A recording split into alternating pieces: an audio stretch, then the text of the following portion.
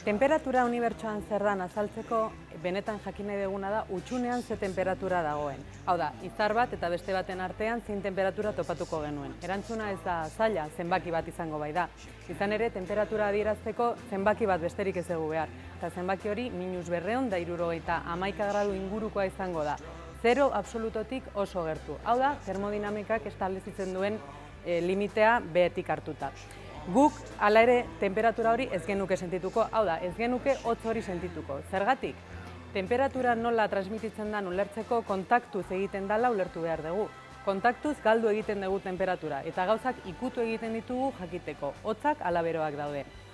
Hutsunean ez dago ezerrez, gure beroa lapurtuko digunik, hau da, gure temperatura 36 gradu ingurukoa baldin bada, hutsuneak ez digu lapurtuko temperatura hori. Beraz, guk ez genuke hotza sentituko, naiz eta -271 gradutan egon.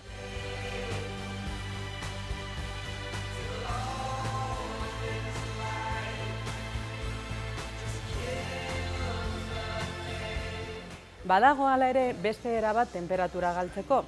Gorputz guztiek edo sistema guztiek erradiazioa transmititzeko gai gara.